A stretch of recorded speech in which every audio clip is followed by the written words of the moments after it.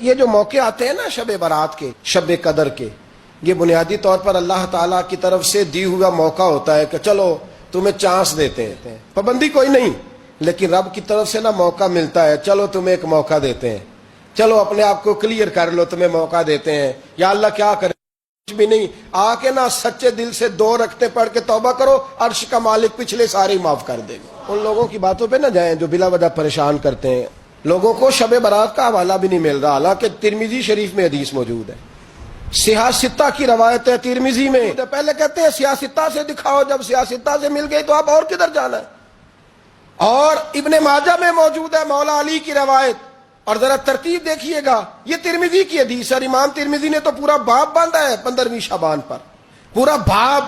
اب تمہاری مرضی ہے اگر تم نئی بات کو سمجھنا چاہتے، لیکن میں نے پہلے بھی کہا تھا، پھر کہتا ہوں، اگر ہمیں کوئی شخص کہتا ہے کہ شب برات کو اٹھ کے نفل نہ پڑھو، تو بھائی نفل ہم نے پڑھنے اللہ کی رضا کے لیے، ہمیں کسی بندے سے ڈگری لینے کی ضرورت نہیں، نہ تو ہمارے اور رب کے درمیان معاذ اللہ کوئی وسیلہ ہے کہ تو کہے گا تو پڑھیں گے، جب دل کرے گا پڑھیں گے، اور جتنے دل کرے گا پڑھیں گے۔ ہم تو نفل کہہ رہے ہیں اس کو، ہم نے کب کہا ہے ضروری ہے جو عشاء پڑھ کے سو جائے فجر تک سویا رہے، ہم اس کو گناہگار نہیں کہہ رہے، لیکن یہ ضرور کہیں گے کہ گولڈن چانس مس کر دیا اس نے چانس مس کیا ہے، یہ تو اللہ کی رحمت کا موقع تھا۔ حضرت سیدہ عائشہ صدیقہ رضی اللہ تعالی عنہا ارشاد فرماتی ہیں کہ شعبان کی 15ویں رات تھی، یعنی شب برات کی رات، فرماتی ہیں شعبان کی 15ویں رات تھی، میں نے اچانک نظر ڈالی تو حضور میرے بستر میں تھے، پھر میری نظر پڑی تو حضور نہیں تھے، میرے دل میں گمان آیا، خیال آیا کہ شاید کسی اور زوجہ کی طرف حضور کا میلان تباہ ہو گیا ہو، وہاں تشریف لے گئے ہوں۔ فرماتی میں اٹھی باہر گئی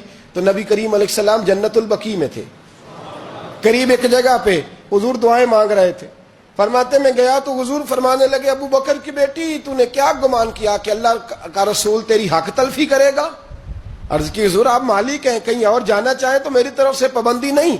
کہتی ہے وہاں کھڑے کھڑے میرے رسول کریم نے بیان فرمایا، یہ ترمذی کے لفظ ہیں، حضور نے فرمایا عائشہ یہ شعبان کی 15ویں رات ہے، مدینے میں سب سے زیادہ بکریاں بنو کلب کا قبیلہ پالتا تھا، فرمایا آج کی رات بنو کلب کے قبیلے کی بکریوں کی تعداد کے مطابق اللہ میری امت کے لوگوں کی بخشی فرما دے گا۔ یہ وہ رات ہے۔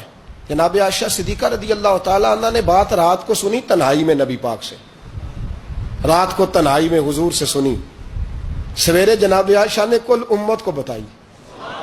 اگر یہ بات اہمیت والی نہ ہوتی تو بی بی صاحبہ آگے روایت کرتی، یہ کتابوں میں آتی، یہ لوگوں کو بتاتی۔ حضرت عائشہ نے روایت کیا اور مولا علی شیر خدا نے تو کھل کے کہا، ابن ماجہ میں حضرت علی سے پیار کرنے والوں کے لیے الگ عنوان، مولا علی نے کھل کے فرمایا شعبان کی 15ویں رات کو رات عبادت کرنا اور سویرے روزہ رکھنا۔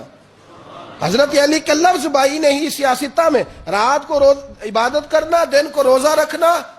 ویسے تو رب کریم ہر روز تہجد کے وقت پہلے آسمان پر نزول اجلال فرماتا ہے اور لوگوں کو فرماتا ہے کوئی بخشش مانگنے والا؟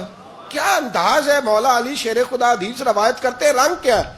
فرمایا باقی راتوں میں نا تھوڑا سا پیکج ہوتا ہے، تھوڑا سا آخری حصے میں رات کے شب برات کو نا رات چڑھتے ہی اللہ پہلے آسمان پر جو اس کی شان کے لائق ہے نزول اجلال فرماتا ہے، اور پہلا جملہ یہ فرماتا ہے کوئی معافی مانگنے والا؟ اللہ کرے آپ کو سمجھ آئے، یعنی معافی دینے والا کہہ رہا ہے چلو آؤ ادھر، آؤ ذرا معافی مانگو، میں معاف کرنے آیا ہوں، مانگو معافی، ہے کوئی معافی مانگنے والا؟ معاف کر دیں گے۔ اور آپ فرماتے ہیں ہے کوئی رزق مانگنے والا؟ وہ جو بڑی درخواستیں دیتے پھرتے ہیں نا مختلف اداروں میں، وہ ایک درخواست نا شب برات والی رات بھی دے۔ اور میں نہیں کہہ رہا، مولا علی شیر خدا فرما رہے ہیں، اور وہ خود نہیں فرما رہے، وہ نبی پاک کا فرمان نقل کر رہے ہیں، اور وہ رسول اللہ صلی اللہ علیہ وسلم کی بات نہیں بیان کر رہے، وہ کہتے ہیں رب فرماتا ہے کوئی روزی مانگنے والا؟ سارے سیٹھوں نوابوں جاگیرداروں کے پاس جا کے تھک گئے ہو، ایک دن میرے کہنے پر، ایک رات، ایک دیہڑی ذرا شب برات والی لگا کے تو دیکھو۔ تو میرے رسول پاک علیہ السلام نے ہمیں یہ میسج دیا، پیغام دیا، فرمایا اس رات جو اولاد مانگے گا رب اسے بھی عطا فرمائے گا، اس رات جو اللہ سے بخشش مانگے گا اللہ اسے بھی دے گا، اس رات جو رب کریم سے عزت مانگے گا اللہ اسے بھی عطا کرے گا۔ شارحین نے لکھا اس رات جو رب سے پردہ پوشی مانگے گا اللہ اسے پردہ پوشی بھی عطا کرے. جو جنت کا سوالی ہوگا رب اپنے فضل سے عطا فرمائے. کوشش فرمائے, کوشش فرمائے. 10 محرم کو ہمارے ہاں لوگ جاتے ہیں قبرستان. وہ کسی حدیث سے ثابت نہیں, میں منع نہیں کر رہا, جائیں 9 محرم کو جائیں, 10 کو جائیں, 11 کو جائیں, 8 کو جائیں, سفر میں جائیں, ربیع الاول میں جائیں, قبرستان میں جب بھی جائیں, منع نہیں ہے. لیکن شب برات والی رات تو خود رسول کریم گئے ہیں نا قبرستان. اب جو بات میں نے سمجھانی ہے اس کو سمجھیں. نبی پاک کی والدہ کا مزار نہیں ہے وہاں جنت البقیع میں. حضور کے کو بھائی بہن, حضور کیا کرنے گئے؟ امت کی بخشش کے لیے گئے. شب برات کی رات لالچی نہ بنے کہ صرف میں نے اپنے لیے روزی مانگنی ہے, کل امت کے لیے مانگے رب کریم سے. مانگے اپنے بھائی کے لیے, مانگے اپنی بہن کے لیے, مانگے اپنے بیٹے کے لیے, مانگے اپنی بیٹی کے لیے, مانگے اللہ کریم. یہ مانگنے کی رات ہے. پچھلی راتی رحمت رب دی کرے بلند آوازہ, بخشش منگن وارے کارن کھلا جے دروازہ. آئیں اللہ کی بارگاہ میں اس رات کو کھل کے دعا مانگے.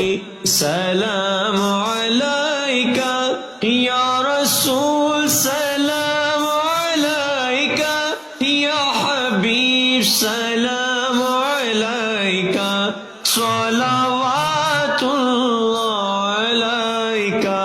میرا دل تڑپ رہا ہے, میرا جل رہا ہے سینہ, میرا دل تڑپ رہا ہے, میرا جل رہا ہے سینہ. کہ